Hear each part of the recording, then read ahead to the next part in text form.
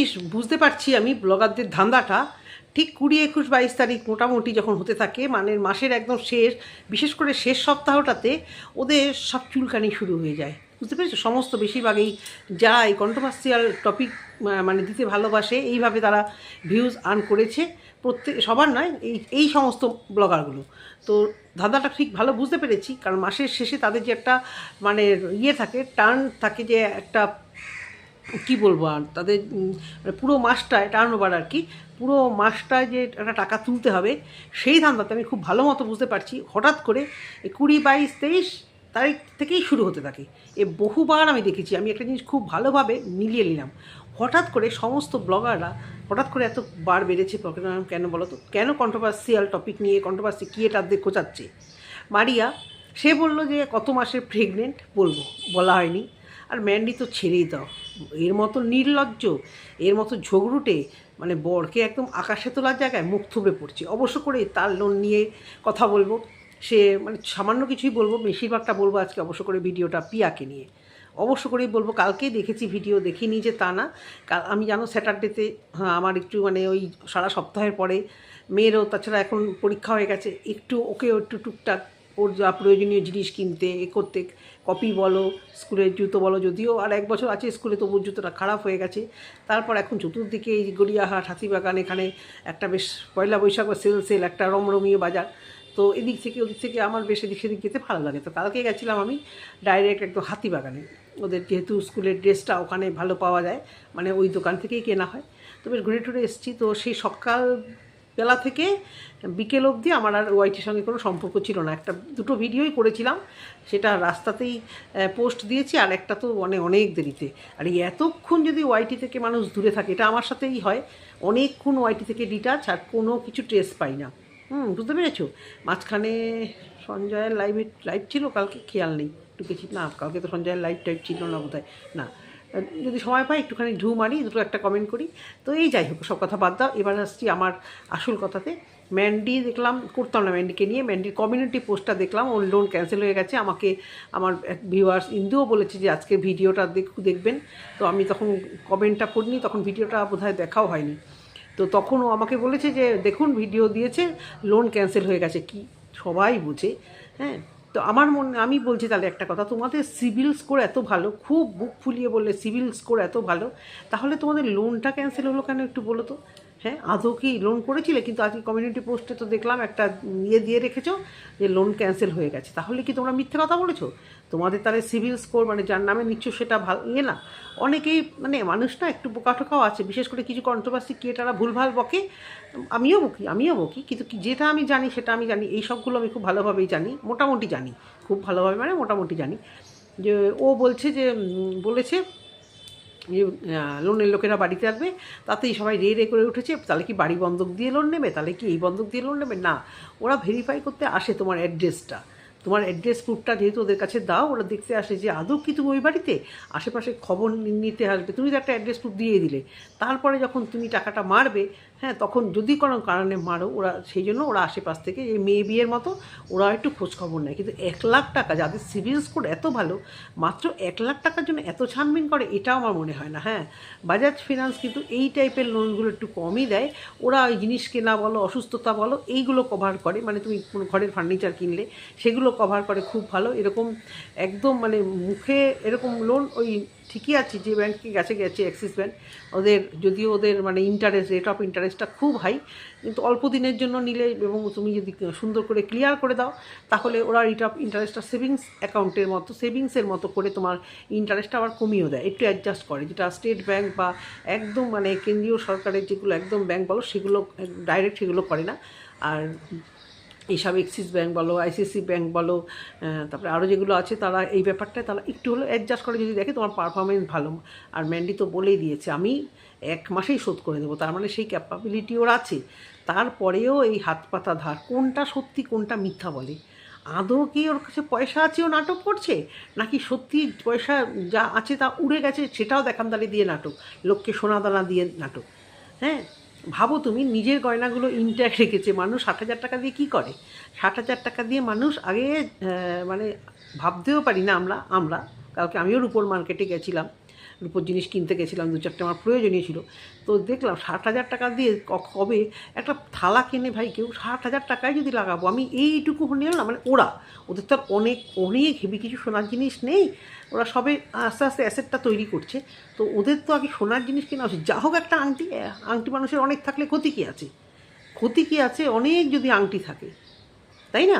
আমার তো খুব ভালো লাগে, মানে নিত্য নতুন আংটি যদি মানে বানানোর হয়, আমার আংটির শখ। ছোটো ছোটো যদি পয়সা থাকে ছোটো ছোটো দুল কিনে নাও, আরে ওই ছোটো দুলি বড় হলে মানে কদিন পরে অনেক দেবে। তা না, একটা রূপোর থালা নিয়েছে এবং বরকে দিয়েছে, সেটাকে লকারে না রেখে ঘরেই রেখেছে, যে এটাকে আমি কোনো না করে বেচবো। বিশ্বাস করো, এগুলো বিশ্বাস হয় রে? আমরা অত বোকারে। এই তো আমাদেরকে ইনকাম ট্যাক্স ডিপার্টমেন্ট, তারপরে জিএসটি ডিপার্টমেন্ট বলা হয়।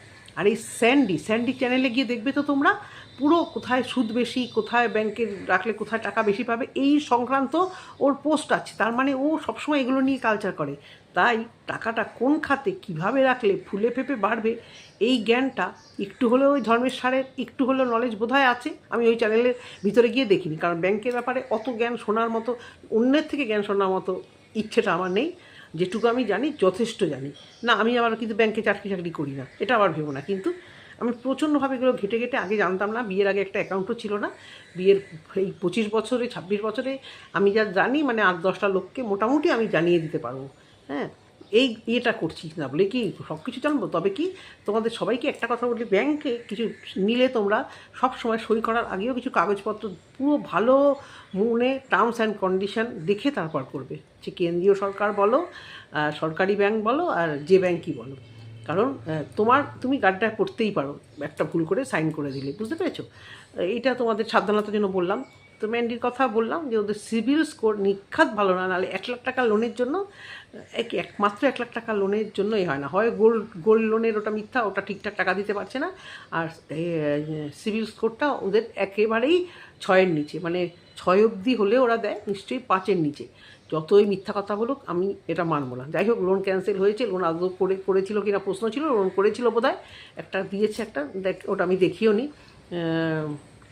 মানে কমিউনিটিটা দেখেছি আমি, আর বাদ বাকি ভিতরে ঢুকে আর দেখিনি।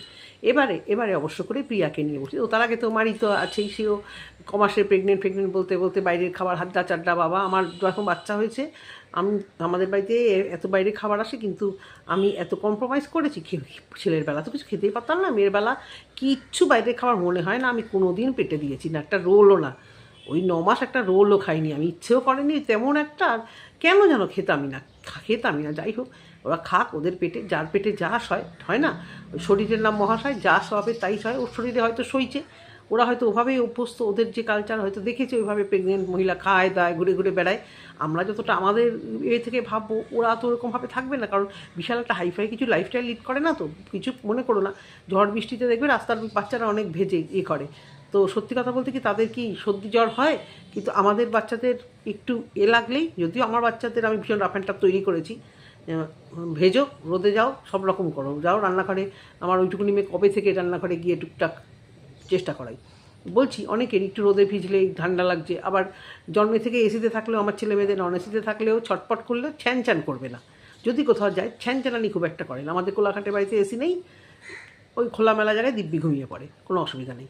তো যাই হোক, ওদের সম্ভব। এবার হচ্ছে পিয়ার, এই ব্লগারটাও কন্ট্রোভার্সি খোঁচা না মারলে ওর হবে না। তার আগে ছন্দাকেও বলি, ছন্দার কালকে ভিডিও দেখেছি, এরা একটা ভালো টেকনিক শুরু করেছে। কি বলো তো, কমেন্টসে দেখলাম কিছু মানুষ কমেন্টস করেছে, কেন ভাই ডাইরেক্ট বলতে পারছো না? ছন্দা পিয়া সবাইকেই বলছি যে কন্ট্রোভার্সি। আজকে ছন্দার উপর আমার একটু রাগ হয়েছে, মনে কি হয় যে তুমি আমার থাম্বনেল দেখেই বলেছো আমি অহংকারী, আমি এই, দয়া করে না, এর আগেরবারও এই কথাটা সন্ধ্যা তুমি বলেছিলে আমার টাইটেল দেখে, কিছু কন্ট্রোভার্সিকে এটা তখন উচ্চারণ করেছিলে, একটু দয়াটি করে সময়টা নিয়ে একটু ভিডিওটা হয় দেখো, না হলে পাত্তা দিও না। আমরা আমাদের মতো আমাদের কাজ করে যাই, ছন্দা পিয়া সবাইকেই বলছি, আমরা আমাদের মতো কন্ট্রোভার্সি করে যাই। তোমরা এই কমেন্ট বক্সে কমেন্ট দেখে বলতে বসলাম, এই মিথ্যে কথাটা বলো না। যেমন পিয়া মিথ্যে কথা বলেছে গ্যাসের বই সংক্রান্ত, তেমন ছন্দা এইটা মনে হয় মিথ্যে কথা বলেছে। আমি ওর কমেন্ট বক্সে দেখিনি যে লিখেছে, হ্যাঁ তবে বাজে বাজে কমেন্ট করেছিল, একটা কি দুটো, কেন যায়নি। তারপর ওই কথাটা বলেছে, আমার যেটা ভালো লাগেনি। তবে আমি চেষ্টা করব সেকেন্ড ভিডিওটা অবশ্য করেই ছন্দাকে নিয়ে অনেক কিছু কথা বলতে। এই ভিডিওতে আর কিচ্ছু বললাম না আমি, দয়া করে সামনে দেখলে ভিডিও দেখো। এবারে বলছি পিয়াকে নিয়ে, পিয়ার গ্যাসের বই নেই।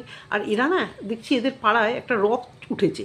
ওই আমাদের কার্জি, তারপরে ওই আরেকজন যে নন্দিনী, আরেকজন যে বোধহয় শেফালি, মোয়ের ভিডিও এখন একেবারেই সামনে আসে না, দেখিও না।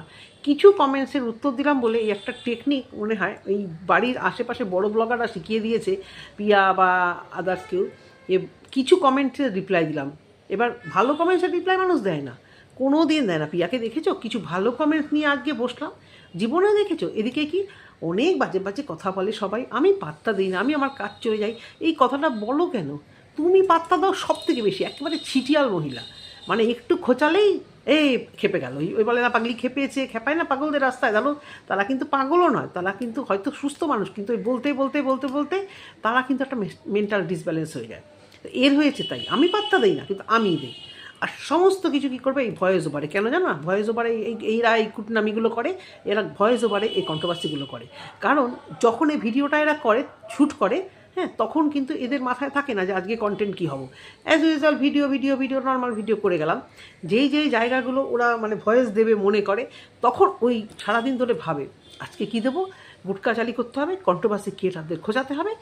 ওই জন্য ওই ভয়েসে দেখবে প্রত্যেকটা এরা ভয়েসে ম্যাক্সিমাম এই কন্ট্রোভার্সিগুলো করবে সমস্ত। কারণ তখন ওই রান্না করবে, কাজ করবে, কি বলবে, তাহলে ভিউজটা তুলতে হবে, মাসের শেষে তো ওটা আরও আসবে, কারণ মাসের শেষে মান্থলি একটা ইনকাম এদের মাস্ট।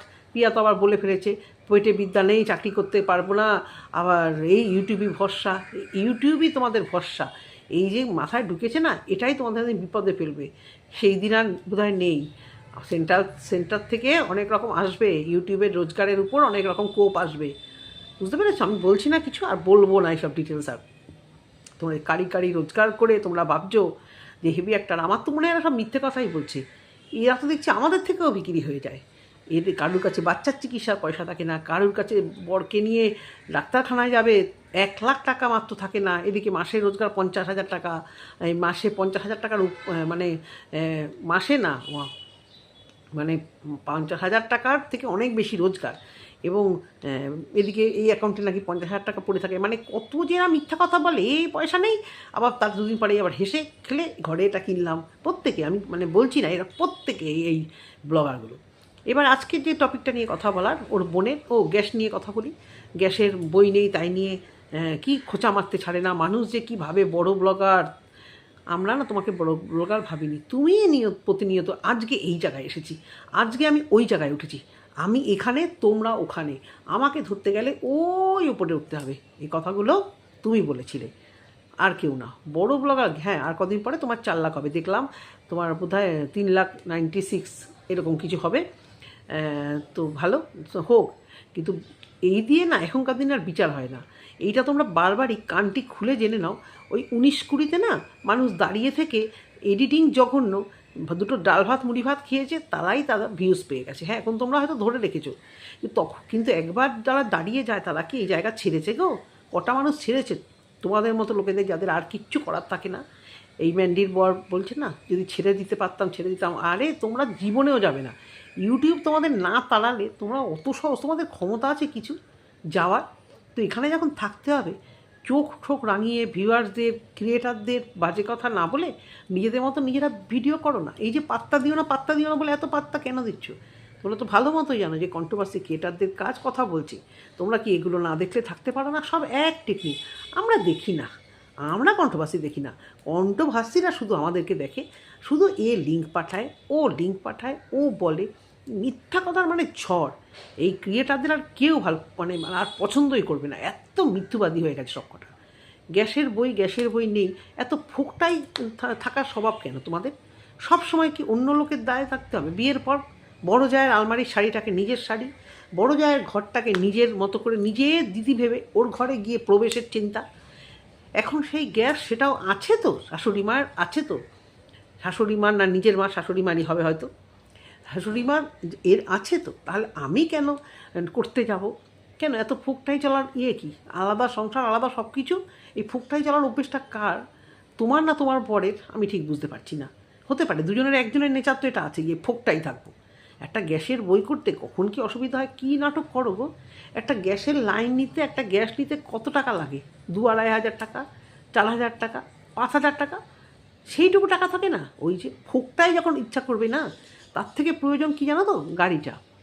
তার থেকে প্রয়োজন বরকে একটা গাড়ি কিনে দেওয়া, পাড়ার মধ্যে প্রথম গাড়ি, পাড়ার মধ্যে প্রথম 2 চাকা, এই যে একটা শুনবে। গ্যাস তো আমাদের পাড়ার অনেকেই আছে, আরও তো খাওয়া দাওয়া জুটে যাচ্ছে, আমি তো গ্যাসেই রান্না করছি, অসুবিধা নেই।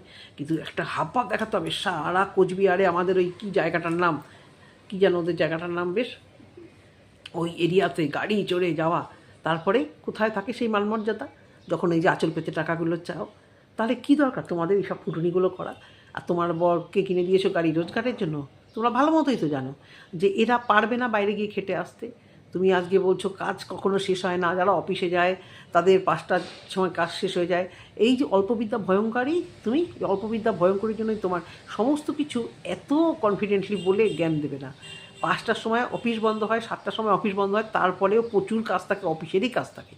আর তোমার মাথায় যেরকম কন্টেন্ট কী বানাবো, কাকে ঢুকবো, কী মিথ্যা কথা বলবো, কী খুঁচিয়ে কালকে মানে ভাওতাবাজি দিয়ে একটা কন্টেন্ট করব, টাইটেল দেবো, এই যে ভাওতাবাজি টাইটেল তোমাদের মাথায় থাকে, যারা অফিসে চাকরি করে বাইরে বেরিয়ে, তাদের এই ভাওতাবাজির জায়গা তো আর আমাদের থাকে না।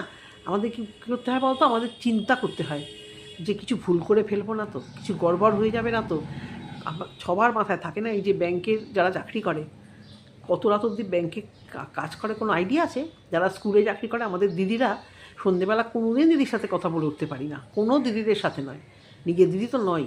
সন্ধেবেলা হলে দুনিয়ার কোশ্চেন তৈরি করা, দুনিয়ার কপিগুলো চেক করা, ডায়েরি ঠিক করা, কালকে কী করাবে সেটা চেক করা, কে বলে গো এসব কথা? বাড়ি চলে আসলে সব খতম। ও যারা ফাঁকি মারে সে তারা সব জায়গাতেই ফাঁকি মারে, যারা তারা অফিসেও ফাঁকি মারে, তারা তো মানে তোমার মতো ব্লগিং করলে তারাও ওরকম ফাঁকি মারে। তো সুতরাং এই যে ভয়ানক জ্ঞানগুলো মারো, এই জ্ঞানগুলো মারার কোনো দরকার নেই। এবারে আসি একদম মানে পয়েন্ট, কি না ফ্রড, বিশাল ফ্রড হয়েছে ওদের সঙ্গে। কি ফ্রড না, ওর বোনকে কে মিসড কল দিয়েছে, দিতে বলেছে, ওর বোন মিসড কল দিয়েছে। শোনো, যতটাও তোমরা ভাবো না ততটাও কিন্তু নয়। কলকাতায় থাকে ভালো কথা, কতটা সাহস হলে সত্যি সাহসের বড়াই করব না কি বলবো আমি জানি না। ওরাই পারে এটা করতে, এমন কিছু কিন্তু কলকাতায় করে ওঠে না। আর কলকাতায় থাকাটাও এই যেভাবেও দেখায় 6,000 টাকার জুতো, 5,000 টাকার এই, অতটাও বোধহয় ইজি নয়। মানে হয়তো কিনছে, কিন্তু ও সবটাই কিছু প্রমোশন, কিছু এই, আর যতটাও প্রমোশন দেখাচ্ছে 2 বোনে মিলে, আচ্ছা ওর কত ভিউজ হয়, একদম কত বড় চ্যানেল যে ও এত পরিমাণ প্রমোশন ভিডিও পায়, এত লোকের সঙ্গে ও মানে কোলাজ হয়ে কাজ করে, এত কিছু, হ্যাঁ, এত টাকা। আর যদিও বা এত টাকা হয়, তার মানে এত বোকা, আর বারবার ওর সাথে এই জিনিসগুলো হতেই থাকে। এর আগেও নাকি ও কোচবিহারে গেছে, কে ওর কি অটোতে না টোটোতে, কার গাড়ি, ওর ভাই গাড়ি চালাচ্ছিল, সেখানে একটা কি ধাক্কা হয়েছে, অশান্তি হয়েছে, ছোটো ছোটো ব্লগগুলো দেখি। মানে ম্যাক্সিমাম দিদি যেরকম একটা অশান্তিতে ভোগে না, এই বোনও কিন্তু অশান্তিতে ভোগে। বোনেরও কিছু না কিছু একটা সমস্যা এরকম বড় সড়ো হতেই থাকে সব সময়। দিদি যেরকম ভিডিও তো 10 দিনে দেখবে, 9 দিন হয় শরীর খারাপ, নাহলে আজকে একটা বাজে ঘটনা ঘটলো, কালকে একটা বিপদ হলো, পরশু আইসিইউতে গেলাম, তরশু আমার ছেলের শরীর খারাপ, পরশু আমার শাশুড়ি মা এ করলো। একটা ছাড়া লাইফে একটা সমস্যা বললেই বলবে আমার লাইফ সত্যি এরকম না এরকম। কিন্তু ওরা মানে এটা পছন্দ করে, এটাকে বেচতে ওরা পছন্দ করে। তা ওই রকম একটা মেয়ে একটা মিসড কল দিতে বললো, একটা কুরিয়ার সার্ভিসের লোক এসে বললো ওকে মিসড কল দাও, আর দিয়ে দেবে। এত বোকা, এত বোকা। আর যারা টাকা দিয়েছে, যারাই দিয়েছে দাদা বাইরে থাকে, এত তাদের টাকা।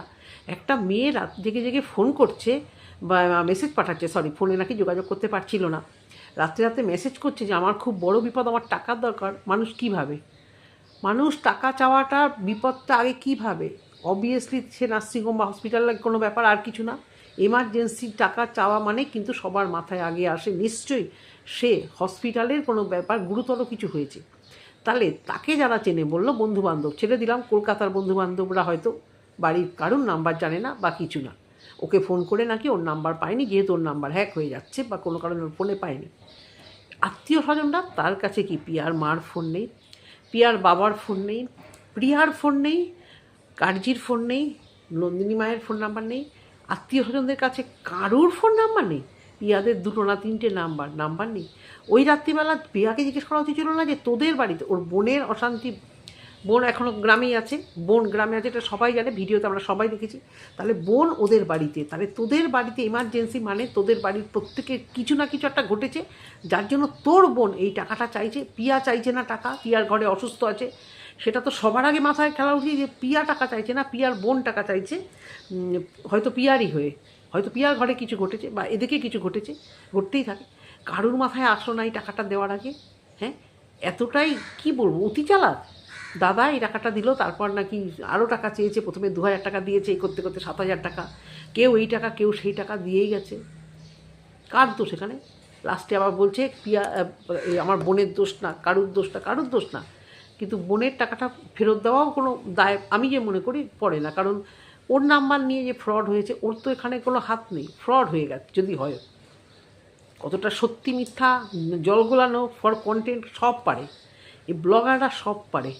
এমন কাঁদতে বলবে না তোমার সামনে, তুমি ভাববে যে সত্যি কিছু ঘটে গেছে, পরক্ষণেই দেখবে যে তারা আবার ক্যামেরা অন করে বা ক্যামেরা অফ করে তারা আবার পুরো অন্যরকম। এই কথাটা আমি মানতেই পারছি না, যেই মেয়ে এতটাই সাহস। আমরা কলকাতায় থেকে, আমি বারাসাতের মেয়ে, প্রপার কলকাতার মেয়ে নয়, তবুও এত বছর হয়ে গেছে আমি বিয়ে হয়ে এসেছি, এই হার্ডলি কয়েক বছর হয়তো আমি, মানে তবুও এখনও ছেড়ে দিক না আমাকে, আমি নর্থ ক্যালকাটা আমি কিচ্ছু মাথায় ঢোকে না, এখনও নর্থ ক্যালকাটা আমাকে জিজ্ঞেস করে করে চলাফেরা করতে হয়। সাউথ কলকাতা মানে ওই সব জায়গাগুলো আমি পুরো নখদর্পণে আমার, যেহেতু আমার প্রচুর রিলেটিভগুলো থাকে। এখনও সল্টলেকের আনাচে কানাচে ছেড়ে দিলে না, এখনও একটু ভয় লাগবে হাতে ফোনটা না থাকলে, এখনও কাউকে জিজ্ঞেস করবো। আর ও এত স্মুথলি এই কয়েক ইয়েতে এসে কলকাতায় যেভাবে ও মানে নিজেকে এস্টাবলিশ করেছে, মানে সাহসের তো মানে কোনো মা বাপ নেই, এটা তো সত্যি কথা। বাড়ির লোকও ছেড়েছে, পড়াশুনোর জন্য আসা একরকম, শুধুমাত্র রঙিন স্বপ্ন দেখার জন্য বা মডেলিং বা এই এই যে জগৎটা, এই জগৎটা তো খুব একটা কিছু হেভি ভালো জগৎ নয়। এখানে তো দেবলীনা নন্দীদের মতো মানুষরা, দেবলীনা নন্দী নো ডাউট ভালো, কিন্তু ওর আশেপাশে যারা আছে এবং যে কাদা চিটিটা হয়েছে তো ওর উপরেই হয়েছে। তারপরে এই যে আমাদের ভুল করেই দেবলীনার নামটা হয়তো বলে ফেলেছি, সুস্মিতা, তারপর আমাদের বিভিন্ন রকমের মহিলারা এখানে ছোটোখাটো রোল করতে করতে তারা কী পর্যায়ে যায় তো ছেলেদের মধ্যেও আছে খারাপ ভালো সব রকম। সেখানে ও এসে বাইরে থেকে, এখন যতই বলুক আমি খারাপ না হতে চাইলে কেউ খারাপ করতে পারবে না, কিন্তু খারাপ হওয়াটাই না মেন্টালি মেনে নেওয়া যায় না, ওটা মেনে নিয়ে বাস করা থাকাটাও অনেক। যেই মেয়ে এতটা পর্যন্ত পারলো, যখন তখন এখানে চলে যাচ্ছে ওখানে চলে যাচ্ছে, পেরেন্টস ছাড়া আত্মীয় স্বজন ছাড়া, সেই মেয়ে কিন্তু এতটাও বোকা হতে পারে না যে একটা ফোন আসলো, মিসড কল মারলো, মিসড কল মারতে বললো একটা প্রোডাক্ট নেবে, আমি মিসড কল মেরে দিলাম আর মানে হ্যাকাররা ওইদিকে হ্যাকিং করে নিল। তা এত কিছু যখন হলো, থানায় গেছিলে, সাইবার ক্রাইমে গেছিলে, কই সেই কথা তো মুখ থেকে একবারও বার হলো না। কার ভিডিওতে দেখবো এটা? দেখি তো এটা, যে বোনের সাথে এই তো আমরা এখন সাইবার ক্রাইমে অফিসে এসেছি, সাইবার থানায় এসেছি, আমরা থানায় এসেছি, কারণ ওরা অনেকবারই থানায় যায়, ওর বোন পুলিশ থানায় এরকম ওদের ভিডিওতে অনেক দেখা যায়। আজকে এই ঘটনা ঘটেছে, আমরা থানায় গেছি, এই ঘটনা, এর আগেও নাকি অনেকবার এই ঘটনা ঘটেছে। তাহলে থানাটাকে ভয় পায় না, অনেকেই যেটা ভয় পায় এগিয়ে যায় না। তো এই ব্যাপারে থানায় কি আদৌ যাওয়া হয়েছে? একটু উত্তরটা পেলে খুব ভালো হতো। সব কিছু তো বুঝলাম, কতটা জল, কতটা রঙিন জল, কতটা সাদা জল, আই ডোন্ট নো, তবে এতটাও বোকা কেউ হয়? আর সুন্দর বেশ একটা কন্টেন্ট হয়ে গেল মাসের শেষে 28 তারিখের একটা দারুণ সুন্দর কন্টেন্ট।